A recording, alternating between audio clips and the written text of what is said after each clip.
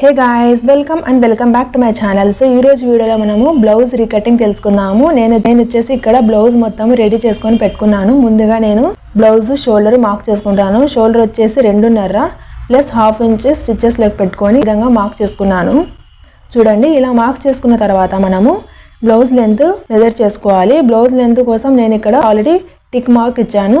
ఈ విధంగా మెజర్ చేసుకొని ఎక్స్ట్రా మిగిలిన క్లాత్ని కట్ చేసుకోవాలి. ఇంకా వచ్చేసి కింద ఒక హాఫ్ ఇంచ్ వరకు వదిలిపెట్టుకోవాలి. ఇక్కడ మనము వీ పట్టి అనేది జాయిన్ చేసుకుంటాము లైనింగ్తో. నెక్స్ట్ వచ్చేసి బ్లౌజ్ సైడ్స్ వచ్చేసి మనము మెజర్ చేసుకోవాలి. బ్లౌజ్ సైడ్స్ వచ్చేసి 8 ఇంచెస్ ప్లస్ హాఫ్ ఇంచెస్ వరకు మార్క్ చేసుకోవాలి.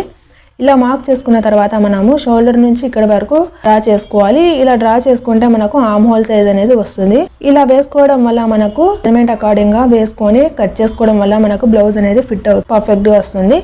చూడండి, ఇప్పుడు మనకు షోల్డర్ ఇంకా సైడ్స్ రెడీ అయ్యాయి. ఇప్పుడు వచ్చేసి మనము 2 ఇంచెస్ వరకు ఎక్స్ట్రా స్టిచెస్ లోకి వదిలిపెట్టుకుంటాం కదా. స్టిచెస్ లోకి వదిలిపెట్టుకున్న తర్వాత మిగిలిన క్లాత్ ని సైడ్స్ ఈక్వల్గా ఉంటే దాన్ని మనం కట్ చేసుకోవాలి.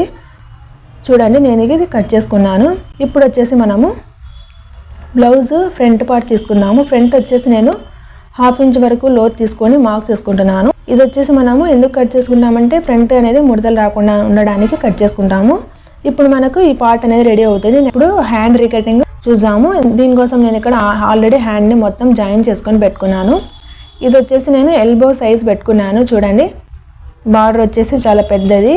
వచ్చేసి నేను ఇక్కడ ఎల్బో సైజ్ కదా, అందువల్ల నేను ఇక్కడ పైనుంచి ఇక్కడికి 3 ఇంచుల వరకు టేప్ పెట్టుకొని దీని ఎదురుగానే నేను ఇక్కడ ఆర్మ్ హోల్ సైజు ఎంత ఉందో అంత నేను ఇక్కడ మార్క్ చేసుకొని ఎక్స్ట్రా వచ్చేసి 2 ఇంచెస్ స్టిచెస్లోకి పెట్టుకున్నాను.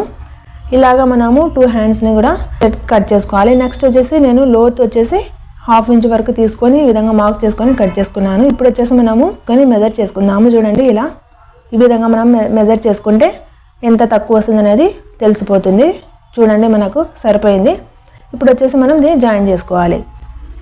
ఈ విధంగా మనము బ్లౌజ్ రీకటింగ్ పర్ఫెక్ట్గా చేసుకోవచ్చు. వీడియో నచ్చినట్లయితే వీడియోని లైక్ చేయండి, షేర్ చేయండి, ఇంకా మన ఛానల్ని సబ్స్క్రైబ్ చేయండి.